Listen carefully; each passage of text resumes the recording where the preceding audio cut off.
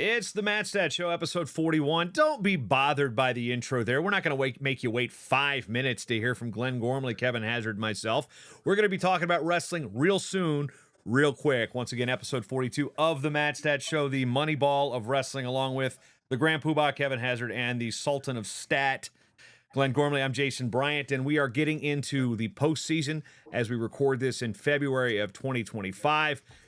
Postseason means a lot of things now. That could be we've got conference tournaments showing up. We've got regionals coming up. We've got the women's postseason, which is our topic today. We'll be talking about women's collegiate wrestling and the formation of those tournaments. We've got several of them to talk about. Flow Wrestling just recently did a piece by award-winning journalist Kyle Klingman explaining the regional breakdowns. But we're not talking about this year's minutia. We're going to be talking about the foundations of it. But before we get to those foundations, last show we talked about the national duels. A lot of moving parts to that. We've got dual meet win streaks going on. As we record this, Penn State just crossed win number 70. So they are 7 away from tying the NCAA record of 77 set by St. Cloud State in 2022. Or is it, 2022. The Division I or major college record is 76 set by then Oklahoma A&M, now Oklahoma State. So they've just passed Iowa at 60. They was at 69 for the Big Ten record. So that's where we're at talking about dual meets and win streaks. But now Iowa women is also going to be a topic of the discussion because we're talking women's wrestling, Glenn. And this is one that we looked at the notes pre-show. It's like, yeah, this is something I feel like if you don't know anything about women's wrestling and you want to know about it, this is where you should start. So this is why we do the show. We do it as a library of sorts and a archive of things. But yeah, this is how we start to know the history of women's collegiate wrestling. We can go back and talk 1989, even in the 80s when it came to FILA, the artist formerly known as FILA, with international wrestling. But we wrestle freestyle in college wrestling. And Glenn, a lot of stuff you dug into on this one. Yeah, thank you, Jason.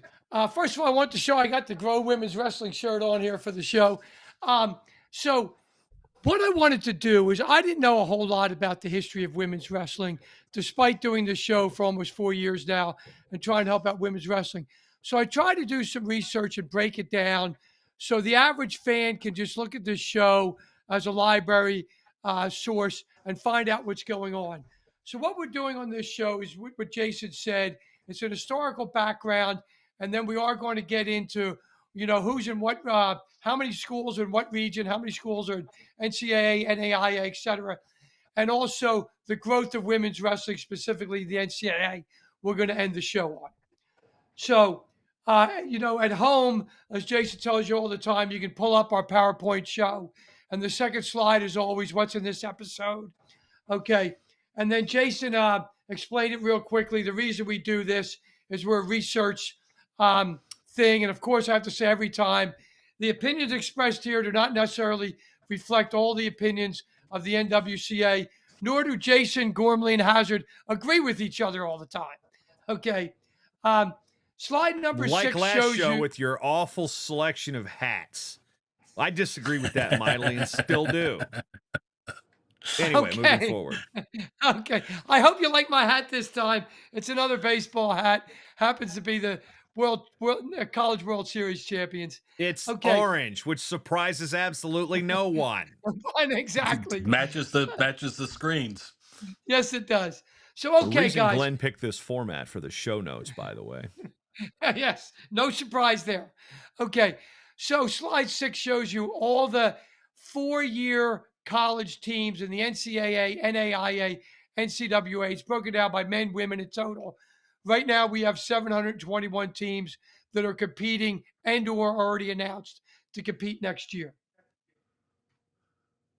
Okay, so we're talking about the news, what's going on, and changes. We were going to talk about business and logistics, and so we're going to another topic. And is there a good reason or a reason why, or how do we end up with women's wrestling this time? Okay, well, there was 2 main reasons. We always do a show in March on a preview of the men's Division I. So we like to do February with a preview of the women and some explanation about the women for equal time. But what the big reason we bumped the logistics of business was on January 17th, 2025, the NCAA approved women's wrestling as a championship sport. it becomes the 91st championship. I want to explain something to people here, though. For example, in men's wrestling, we have 3 championships in NCAA: Division One, Division Two, Division Three. It's not 3 sports; it's 3 championships. Okay, this will be a 1 championship for the women right now. Okay, one day it'll grow soon. We'll get back into that later in the show. I of course been hoping that the women's championship will be in the same arena, same time, same place as the men's. Don't know if that's ever going to happen, but that's my personal preference. Okay, and the NCAA has been around for 118 years, and now I'm taking it totally seriously. Now that they have a men and women's championship. Okay, so we're talking about women's championship. Let's do a quick preview for this topic for the episode. Certainly, Kevin. Thank you. We have 6 main things we deal with on show: a quick history of women's intercollegiate organizations, a chronology of women's national tournaments. Number 3, the number of NCAA, NAIA, and NCWA women's teams. Number 4, the number of conference qualifiers for those following organizations. Number 5, how a sport becomes an NCAA sport, which I'm sure a lot of people have no clue. And then number 6, where MatStats show the growth of women's wrestling. Now, I'll start you guys out with a quick history of intercollegiate athletics. They were first formed on a national basis in 1941. In 1956, the division of girls and women's sports was 3 basically PE organizations that joined together to form this. In 1971, what we all know as the AIAW, the Association for Intercollegiate Athletics for Women, was formed.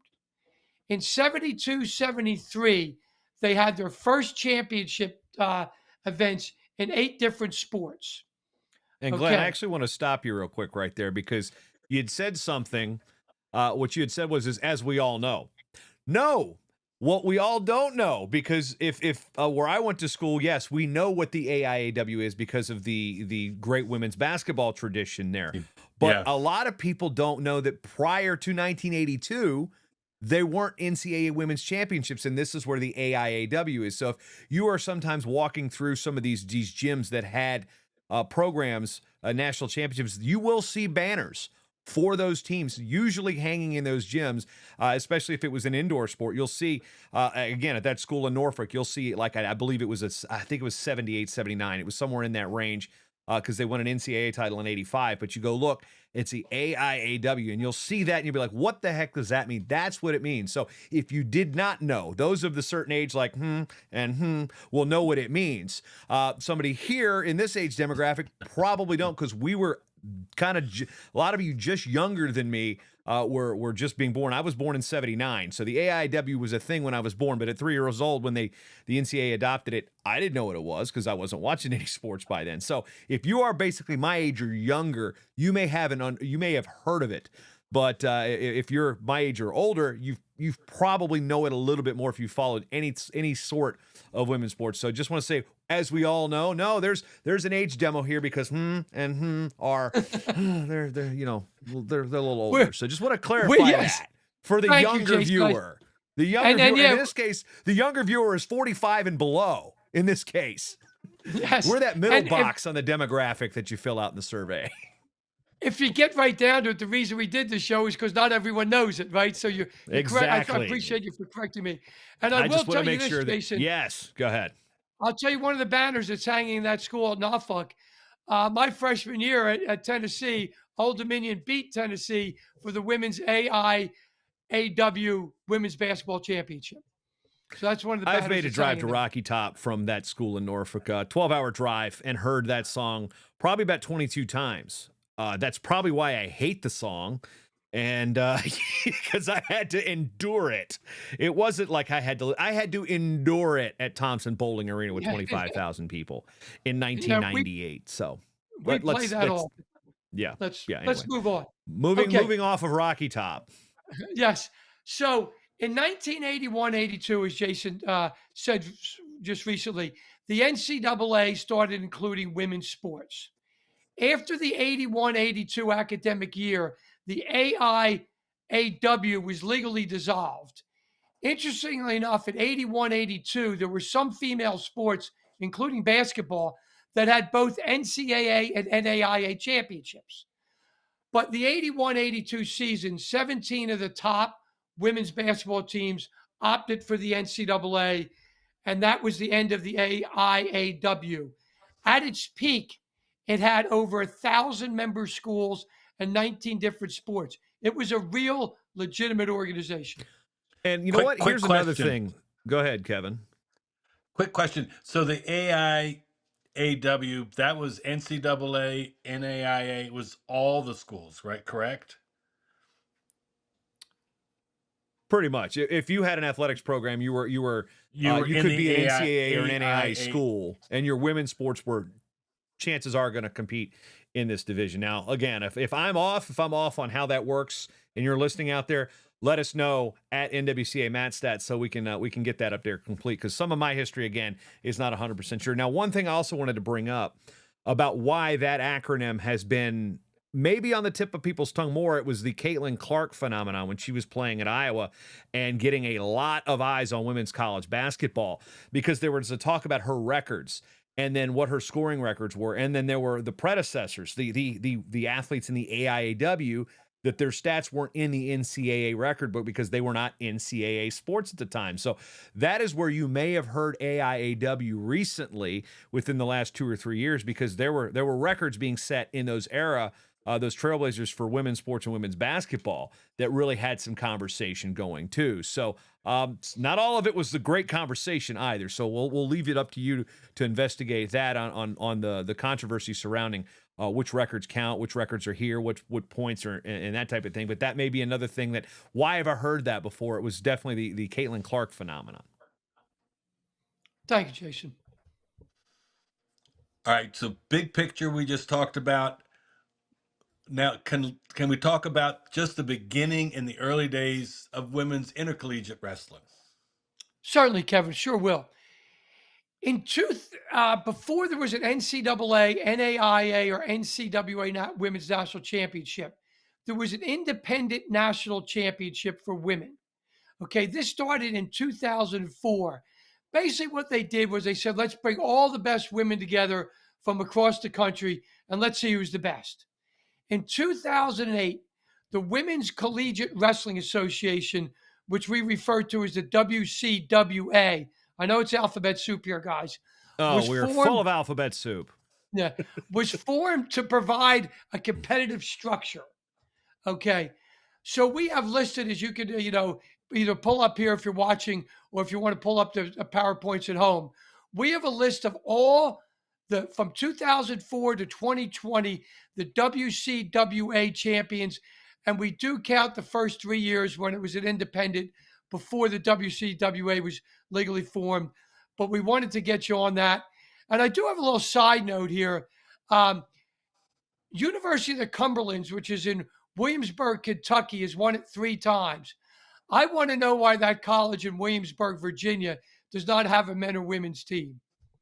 That's just my question to anybody in Williamsburg that might know.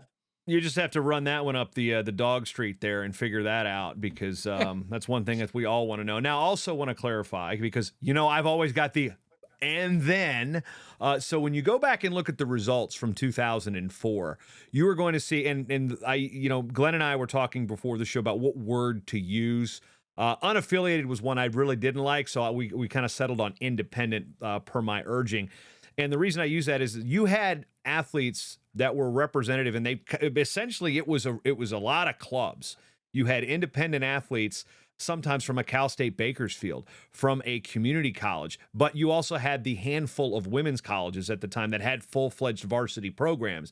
So it really was a foundational effort in 2004, with which they just simply termed Women's Collegiate Nationals. WCN is where you'll also see it. So you had a lot of just fledgling, literally throwing spaghetti to the wall to see if it would stick in some of these places. And some of them it was a community college out in California with somebody. It was the Academy of Art Institute. And then you had your Movals, your Pacifics of the world in there. So those are, your Menlo was early on in there too. So we only had, not handful, literally handful of varsity programs, less than the amount of fingers on my hand that had varsity programs 21 years ago.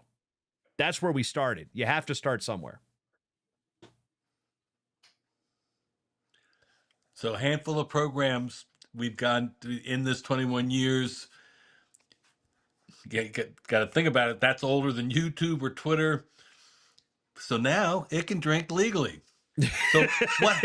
You're gonna have to So ask what? Mo Val to buy you a beer if you're a new program. Actually, it's probably a bad idea. Let's anyway. We're young, Okay, but we get it. So we had the WCWA, and what developed after the WCWA? Okay, Kevin. In Glenn just likes 2009, Glenn owned a bar. That's what it is. That's why he's putting the drinking age in there. I'm encouraging people to drink Figuring at all it time. out. Yeah, it's Yeah. we talk about your parking lot. Anyway, Oh yeah, no, it's let's horrible. not. Okay, in 2009, the NCAA, the National Collegiate Wrestling Association, started to include women's national wrestling tournament. The NCAA was formed in 1997 with just men. As a gap in the wrestling community, it was devised to provide opportunities, and a lot of times it was teams that were disbanded in the NCAA or NAIA. The NCAA is much more budget friendly than either the NCAA or NAIA are. Quick question certainly. there. Mhm. And this goes to your point. Am I right? They run their women's nationals at the same time as the men's nationals. Bingo. So I mean, I'm going out to I see think that's them. yeah. So I mean, there is a They're precedent also from what you folk stated style. earlier. Their nationals are, Yeah. although they did recently hold a freestyle championship, but for they've been a folk style wrestling style for their championships. Again, a couple weeks ago they did hold a freestyle tournament, but their end of the year championship is a folk style tournament. So that is the main difference between the NCAA and the NAI and the NCAA in terms of competitive styles. Yeah, what we have, thank you for the clarification. What we have on the screen here, you can look at home, is the past NCAA champions, women's side, from 2009 until 2024. Obviously, we don't know who won in 25 yet. Interestingly, that a number of those teams were community colleges. All right, so NCAA, they now have a men's and women's. What happens after that? Okay, after that, on 4/9/22, the NAIA voted to have an official championship. They started a national invitation with schools with NAIA in 2019, but they are recognized as official NAIA national champions.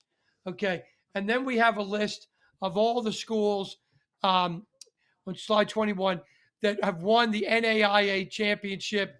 And the first one was in Jamestown. And I thought that's pretty cool because Jamestown, where this whole country started, the first permanent English settlement, they're clearly two different Jamestowns. One's in North Dakota, one's in Virginia. Now, Glenn, little side note here. Do you remember when they had the anniversary and they did the replicas of the three ships that came? I Do you remember it those? well. Yes, Yeah, my grandfather, Otis Plug Abbott, was one of the people that was part of building those ships. So I remember growing up, going to see those things after they were already unveiled. They still had the display a couple years after the exhibit was over, and I just had that green paneling covering them up and such, as we saw in WHRO. I was like, hey, Granddaddy Otis worked on those ships. So yeah, when I hear Jamestown, that one's close to the chest. Although I think I've only driven through Jamestown, North Dakota once. So don't have that same affinity as in Jimmytown that I do, back in the 757. I'll tell you a funny story about Jamestown 400th anniversary in 2007. I was driving back into the office to the bars Jason mentioned on 199, and there was nobody at all coming the other way. And all of a sudden, I saw every helicopter and cop and everything. It was a motorcade. In one of the limos was President W. Bush, and in the other limo was Queen Elizabeth. So it was like pretty cool, to see all that go by you. I was lucky I was going the other way, so I didn't get held up for being in work. Okay. All right, now so we have some more alphabet soup. I was wondering, yeah. Kevin, you gonna be okay here? I'm sometimes I do get a little confused with this, but so now we have right now NCWWC, and it kind of is the NCAA. Glenn, can you explain this? Yes, More alphabet soup. I'll explain this as best as I can. The National Collegiate Women's Wrestling Championship, what we call the NCWWC, is the precursor to the NCAA Women's Wrestling Championship. Okay, women's wrestling only became an official emerging sport in the NCAA in the 2021 season. Okay, the NAIA, as we said, started in 2019 year. Okay, so the WCWA was on its way out. They had their last championship in 2020. So the schools that are NCAA affiliate member schools needed to have their own national championship, but it wasn't to be called the NCAA championships until next year at this time when they have their first one. Because as we mentioned early in the show, just this past January, it was voted on to be a championship sport. So the NCAA schools, for one last time here, that'll be coming up in March, call their championships the NCWWC. Okay. It's just a real attorney legalese nonsense. If somebody calls it the NCAA, I'm not going to get upset. And I'd probably call it that myself. So I hope that explained it, Kevin. That's what that is. Okay. And we started having these tournaments. Like I said, the WCWA passed the baton.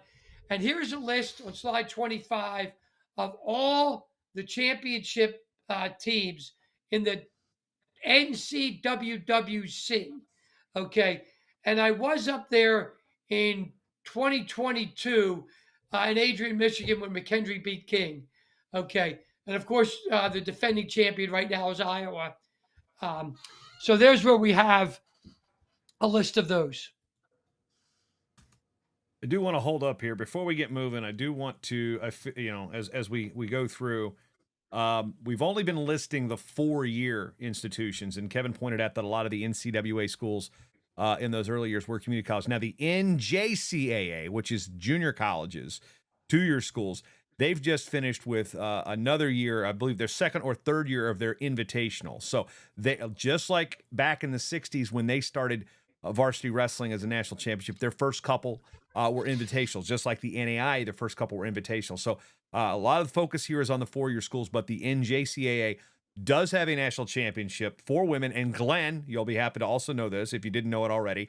They compete the same time, same weekend with the men at their site.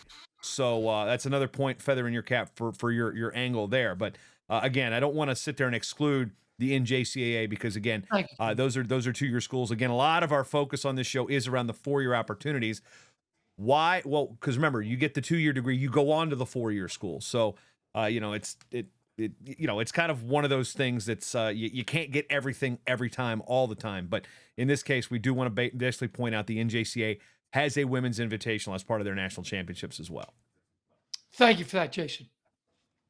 Yeah, and along those lines, we've just talked about just a lot of different national championships.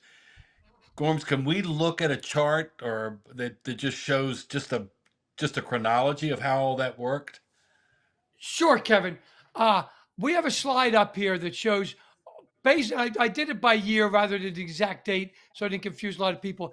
This is basically the important moving points on and what year they are and what happened with women's intercollegiate wrestling. I'm not going to read them all out. Okay, they're available to you guys at home because there's probably 15 of them up there on the screen. And the important one for right now today is it says in 2026 we'll have the first ever NCAA Women's National Championship. And it all started in this chart in 2004. So where are those tournaments going to be? So we've got 3 coming up. We've got the NCAA, the NAIA, and the NCWA. So where are those tourneys going to be? Okay. The NCWWC that we could call the NCAA is in Coralville, Iowa, which is right next to Iowa City, March 7th to 8th. The NAIA is in Wichita, Kansas, March 14th to 15th, which is interestingly the week after the NAIA men's tournament is. The NCAA is in Shreveport, Bossier City, Louisiana, from March 13th to 15th. And as Jason mentioned, same time, same place, same bat channel, same bat mat as the men in that tournament.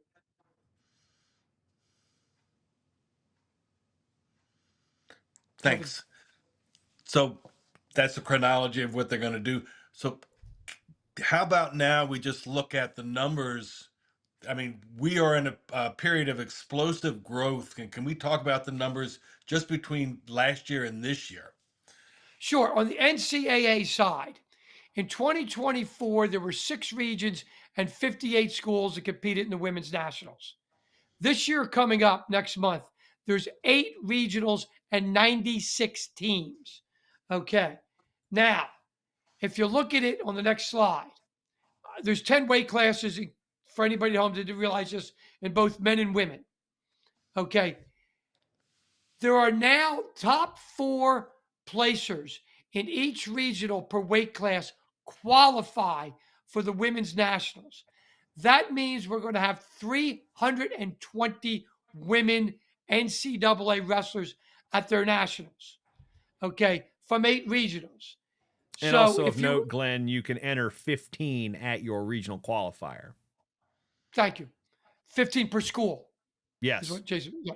Yeah. So you could have more than one. Like a couple years ago, the twins from King wrestled each other in the finals when I was there at 101.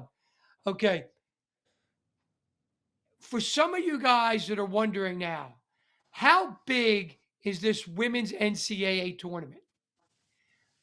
There are, in this year coming up, in the men's Division One, which is it's our biggest party we have. There are 79 teams, 330 qualifiers, and now 8 conferences because the Ivies have split off from the IWA. The women have 96 teams, 320 qualifiers, and 8 conferences. It's essentially the same size tournament, guys. All right, Glenn, I'm going to stop you right here because this is the first, and as much as I've followed and tracked women's wrestling for the last 20 something years, like this table right here, this stat right here, and if you're watching it, slide 33. If you're not, open up the slideshow, mantalkonline.com or NWCAonline.com, and look at it. Just visualize it. When you see that, and then you see the growth, and think 20 years ago, this was barely a thing. And now in just one of these divisions, these are the numbers we're seeing. That stat just blows my mind right now. Looking at it, again, I've never seen it. It's simple. I've never seen it visualized this way, though. And it's nothing out of the ordinary, Glenn. You've got a chart with number of teams, number of qualifiers. It's like, wait, what? That's where we're at. That is astounding. Yeah, it really is, Jason. So many people have put in a lot of hard work in this. I don't want to name anybody because I don't leave people out. So, Right. But so many people have done that to get us to this position that we can say this March, it's basically, the same size tournament, the men's NCAA Division One and the women's NCAA. It's yikes. Yeah. Huge growth. Yeah. Yeah. Okay. Next, we move on to the NAIA women's teams. For the 24 tournament, there were 42 teams. We have 5 new teams this year, but 2 teams, Menlo and Vanguard, are transitioning to NCAA Division II teams. So we're going to have 45 NAIA teams in that.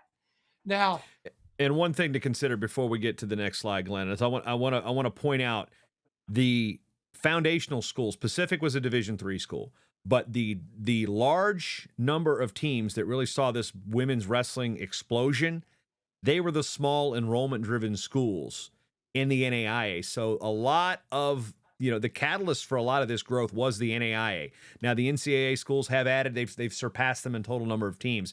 But King University was an NAIA school before it transitioned to Division II. McKendree was an NAIA school Oklahoma City's still an NAIA school. Simon Fraser was an NAIA school. They had a lot of the foundational programs in what is now going to be known as the NCAA women's wrestling were started as NAIA programs. So you really can't talk about the success of the NCAA without actually giving the NAIA their due as well. Because if it wasn't for some of these smaller schools taking a chance on something that, the NAIA is they can throw something out there a little quicker than the structure of the NCAA allows. So they were willing to, those schools, those presidents, those coaches, those athletes were willing to give a shot at these small little schools a lot of people had never heard of. And then that has been a big catalyst of why we've got NCAA wrestling. It's the two organizations actually looking at each other and going, yeah, they've got it over here. We can compete with them. They can compete with us. It's not like they're refusing that each other exists. In this case, it really helped women's wrestling that both the NCAA and NAI were working towards something greater than themselves. Yes, no question, Jason. Thank you for that. Okay, now there's been a lot of talk about, people have asked me questions about the NCAA transitioning from the NAIA to the NCAA and all that stuff. I'll go over it as best I know from the research I've done, guys. Okay.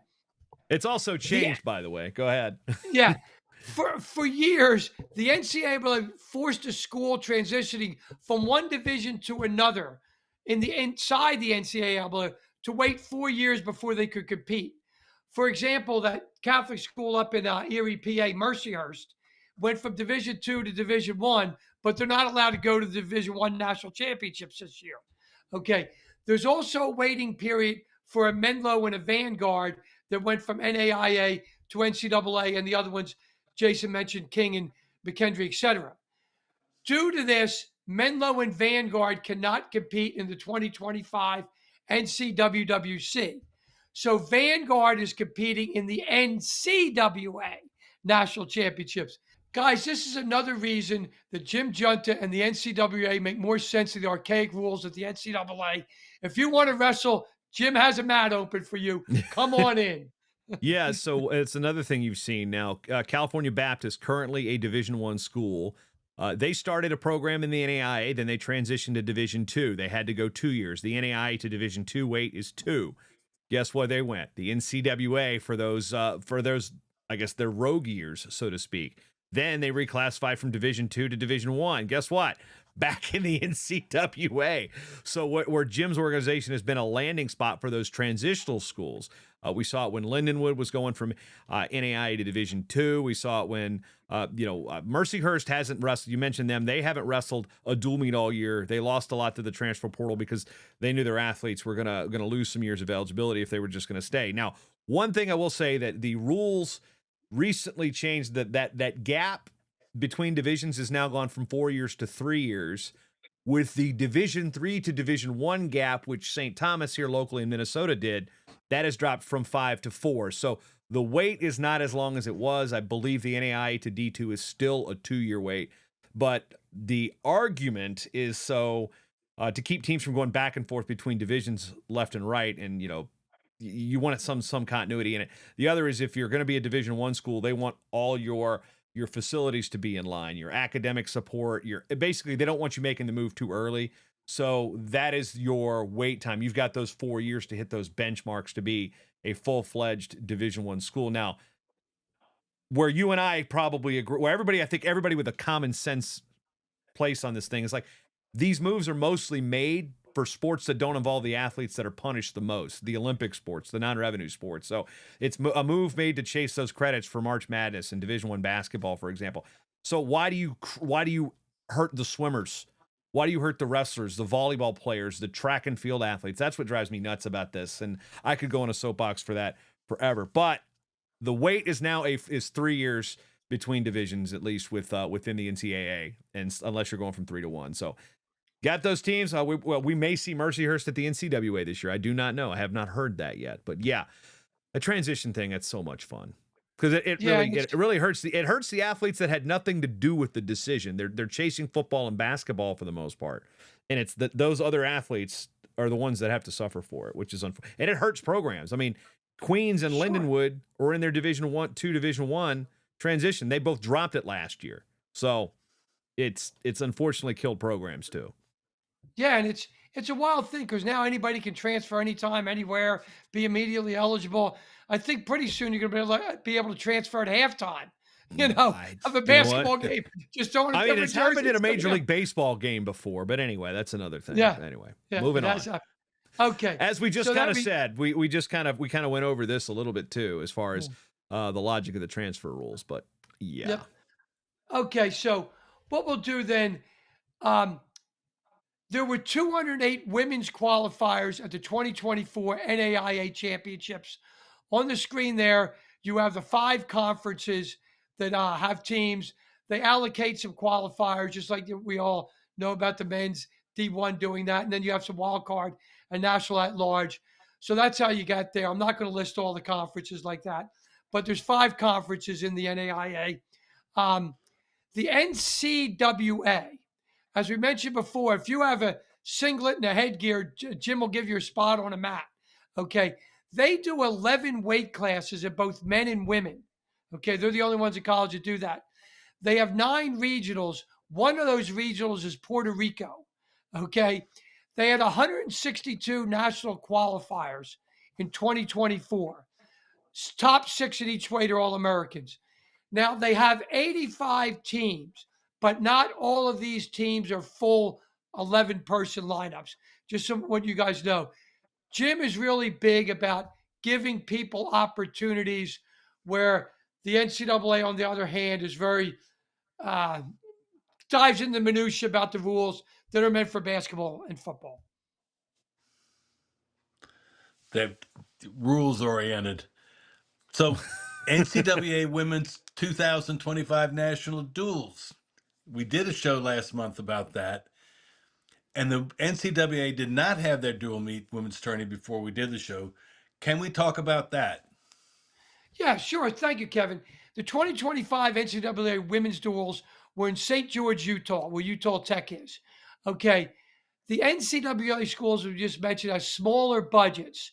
Okay. Travel can be really cost prohibitive. There were 7 teams in this. And if you see the 7 schools, they're all from, way west of the Mississippi. Okay. They had a round robin where you wrestled all 6 of the teams. So if you went there, you got a minimum of 6 bouts or minimum and maximum of 6 bouts. Now, what's wild about this, which you seldom see, it's basically a conference standing. It goes 6-0, 5-1, 4-2, 3-3, 2-4, 1-5, 0-6. As a stats guy, this really jumped out at me because usually somebody beats somebody else and it doesn't fall direct even like that. Like 2 and 3, 3 and 4. Yeah. I think you guys have heard Jason say this in the past.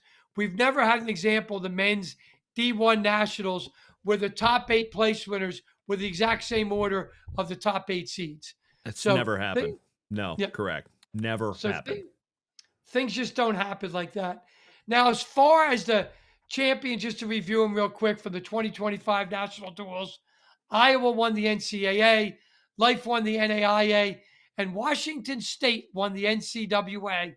And that's a weird thing. You don't hear of a big, I'm not so sure if the Pac 12 still Power 5 or what, but a big school named Washington State in any wrestling thing. So I was happy to see a different school in there. So we got emerging status. We only have one division. Why is there only one NCAA division for women's wrestling? Thank you, Kevin. There's basically what I just called the 20-10-40 rule. In order to be, you have to become an emerging sport first before you can become a championship sport. The sport, they have 3 criteria in this. The sport meets the NCAA definition of a sport. Wrestling's the world's oldest and greatest sport, so we meet that. Okay. At least 20 varsity or competitive clubs exist at an NCAA member school. Check. Okay. Now, real quick, Glenn. This is also, I gave the NAIA praise earlier. This is also where the NCAA deserves praise because those club programs at those NCAA member schools made a difference as well in getting emerging sports and championship sports status. So that club descriptor right there, that also Yep. played a role in pushing this through. Yep. And then of those 20, at least 10 have to be NCAA member schools, sponsors, or intend to sponsor the sport. Okay. The Committee on Women's Athletics can recommend an emerging sport to become an NCAA championship sport once 40 NCAA member schools sponsor it. Check. Okay. We're up to 96 as we saw. Yeah, Okay. Yep. And we're really at 111 with the announced schools. We're 96 that are competing this year. Once added to the emerging sports list, the sport has 10 years to achieve the NCAA championship status, and it may be removed from the list if not. We reached that very quickly. Now, why is there one division, Kevin asked? Okay, if we go way, way back to when Kevin was in college and I was in middle school, there was just one basketball championship, when Immaculata beat Westchester State because there were so few schools. There were not enough schools that had a history of this in each of the divisions to have 3 divisions. Now, the Division 3 does have enough of that. So we're going to see one division in 2026. We will most likely very soon see a Division 3 and another division. Okay, I believe Jason said that ice hockey went from one division to 2 in 1 year. Right. So women's ice hockey. So again, this is something that through my work over at St. Cloud State, I've learned a little bit more. They have a women's ice hockey program there. And now, for clarification, semantics, because you know how much I love semantics. Technically, it's National Collegiate. It's the trophy says National Collegiate. It does not say Division 1, but they refer to themselves as Division 1 athletes. It's the only, there's a Division 3 in women's ice hockey, and then there's a National Collegiate, which is essentially the Division 1, Division 2 schools. Now, they went championship sport 2001. So that year there was only a National Collegiate Championship. And the next year in 2002, there was a Division 3 championship. So as we stand right now, we have a National Collegiate Championship and we have a Division 3 championship. On the men's side, there is no more Division 2, so it's still Division 1 and Division 3 from the hockey side. But on the women, they came from the emerging sports status. So whereas another sport to do that, beach volleyball, the other sport, women's bowling, they have come from the emerging sports status to championship status. So will we eventually have Division 1, Division 2, Division 3 in women's wrestling? I believe we will. The logical progression, we will have National Collegiate, year 1, till insert question mark here. Then we will more than likely have the Division 3 break off and be its own championship, leaving who is left to be the National Collegiate Championship. Will they split? That depends on the membership. How many schools are going to be in Division 1?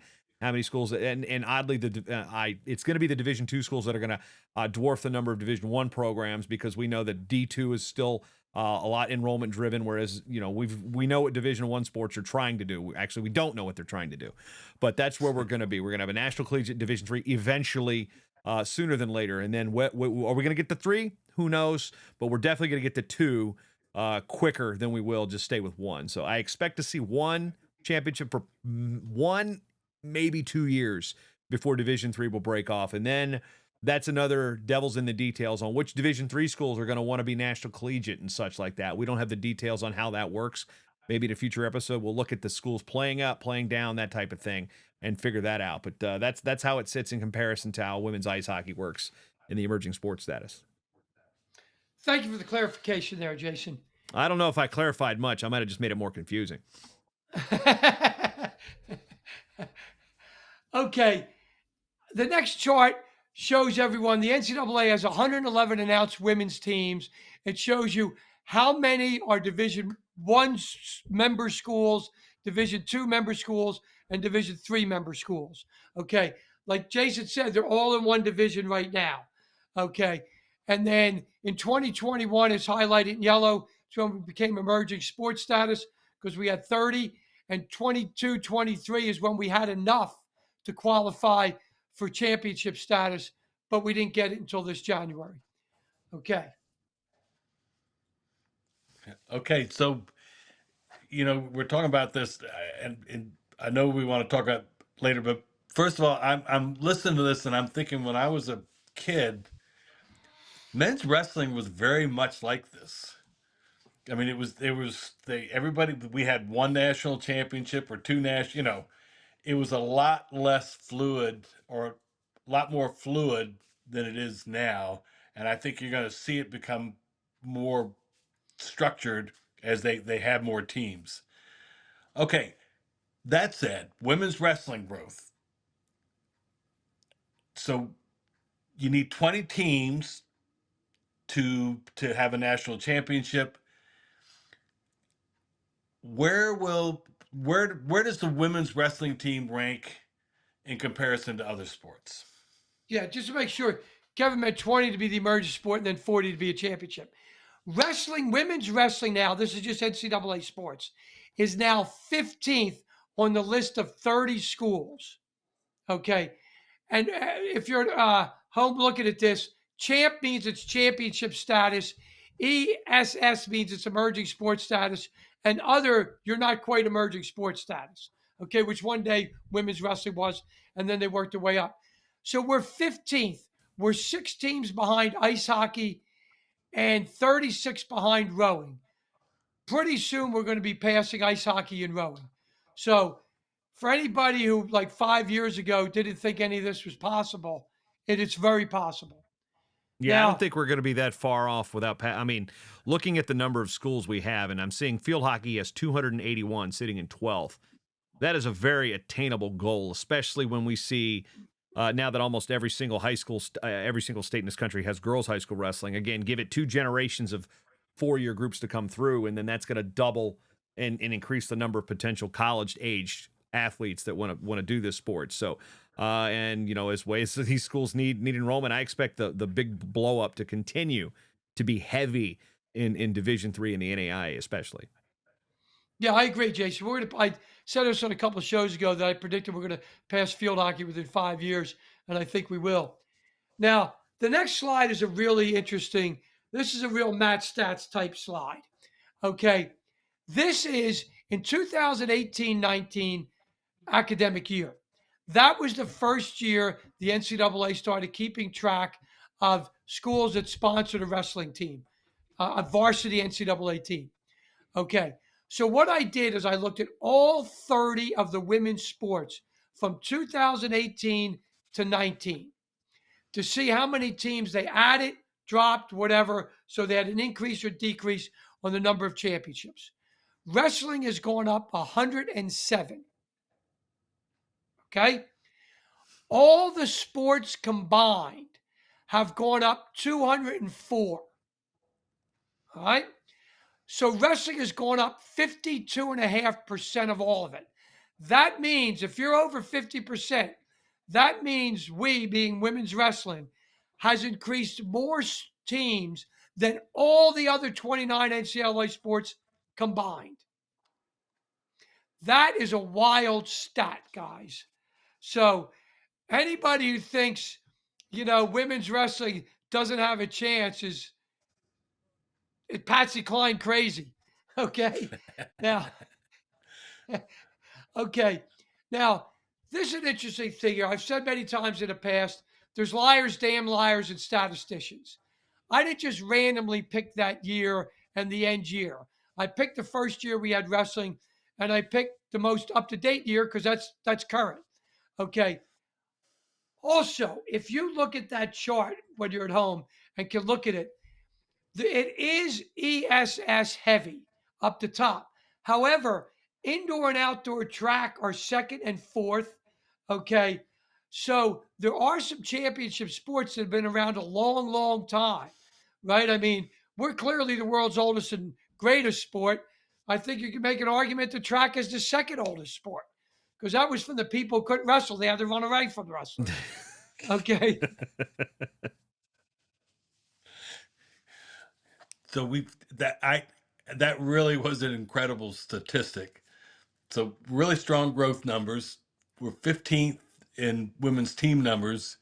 We're going to pass hockey and rowing, and you think field hockey in the next 5 years. And I remember the show 3 years ago. It was about this time we did a show on women's wrestling. The name of the show was "The Future of Women's Wrestling is So Bright, I Gotta Wear Shades," and the title has aged like a That was fine 3 years ago. Jeez. Yeah. I'm Yes, just it thinking, was. like, how that was really that's Yeah, amazing remember too. we That's all put on the big Prescient. sunglasses? That was February of 22 we did that. yeah. I mean, one of us still had hair. Well, not Yes, that one. Not me. that one. Not me. No. And he's the only one No. wearing a hat. Yeah. All All right. right, I got Kev, give us 200 your hats. Kev I note. should be wearing more, but I don't know. I've kind of gotten used to the shine here. I Yeah. don't mind it anymore. You know. Yeah. I need to wear like I said, shades when I'd I'm rather on this I'd rather show. look like a fat biker than a fat banker. No offense to the overweight bankers out there. My neighbor even goes, it is a tougher look. See, you don't want to mess with KH there. All right, Glenn with that orange. Anyway, Kev, what do you got for Kev's notes? All right. Kev Notes, episode 41. Number 1. January 17th of this year, the NCAA approved women's wrestling as a championship sport, and that became the 91st NCAA championship. That's on slide 41-8.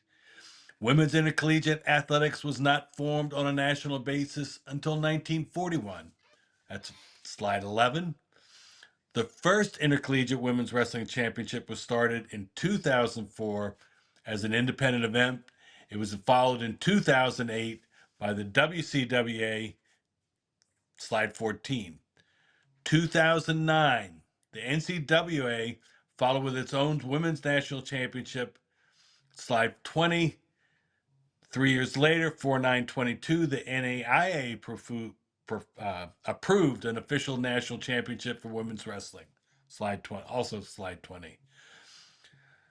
Alphabet soup. The NCWWC is a placeholder for the NCAA because there are attorneys involved. They've got a whole floor of attorneys. I think that's floor 7 on their building is all attorneys looking at things Well, like this. And that's until NCAA has its first championship, which is going to happen next year. And the NCWWC increased from 58 teams in 6 regions to 96 teams in 8 regions in 1 year. That's really huge growth. The NCAA Women's Championship will have only one division as of 2025. This will change as the sport grows, and we spent a lot of time on that. NCAA has 111 announced women's wrestling teams as of February 16th, and that places them 15th out of 30 on the number of women's teams in all sports. The NCAA women's wrestling had a larger increase than all other NCAA women's sports combined. That's a huge statistic, and that was on slide 49. Thank you, Kevin, for that summary. Jason, you have anything else to say before I wrap it up? No, I think you're just going to pitch to what next episode is. I think this Yep. again, this is an eye-opening episode. We go back and we look at you sit there and you throw all the numbers there and you're like, it has been fast. It has been fast. And again, the women's wrestling movement, especially in the last 5-6 years, I know it goes back a lot longer than that. But we look at the involvement of the NWCA, the Hall of Fame, Wrestle Like a Girl, the National Federation of High School State Associations, the NCAA, the NAIA, the NJCA, the NCW, all the alphabet soup that comes together, and all the organizations, USA Wrestling. You look at everybody that's been involved, and it's been a push forward. It's it's just you've got a lot of people with a lot to say at the table, and they've all had a voice, and they've all been moving forward. The fact that we've got over 40 something high school states now with state championships, it's a lot more athletes out there, and it's a lot of people that are seeing the benefits, not just of the physicality of it and the physical fitness aspects of the sport of wrestling, the camaraderie, the brotherhood and sisterhood of it, but it's just been the fact that there's more opportunities, that the Terry Steiner says, why do we want to hide the great things this sport gives us to just half the population? So Love what it's done, and this thing is. I mean, again, that stat with the size of the tournament this year is just it's woo. It's going to be interesting. So Can I soak can it I in, say folks. just a quick thing talking about the compression? Clarissa Chun was a high school state champion in Hawaii. I think I'm right. Jason, yell at me if I'm wrong. I think she was the first high school women's state champion. She was lowest weight class in the first state to sponsor it officially. First state to sponsor it. She's now the head coach at Iowa, and she's in her, I think, what, third year? So that's how compressed it is. The first high school state champion to the head coach of the national championship team, all the same person, and that's the compression of time, and she's not that old. No, she's not. Interesting. No. I thought. Guys, Yeah. I got her by a couple years. So Yeah. All right, guys, it was great. Now, the next show, okay, is a preview for the 2025 NCAA Division I Men's Championships. Okay, I've been talking to many people about this guide for years. Jason calls it the guide. Jason Bryant puts together the most comprehensive, data-driven, fact-driven book about the sport of wrestling you could possibly do. It's so good. ESPN uses it for their show with their live national broadcast. They base almost everything on what Jason says. Pre-order this wrestling guide. You get a $10 discount if you use the word MatStats at checkout. So, guys, on behalf of the father of that guide, Jason Bryant, and the patriarch of this show, Kevin Hazard, I'm Glenn Gormley. See you next month.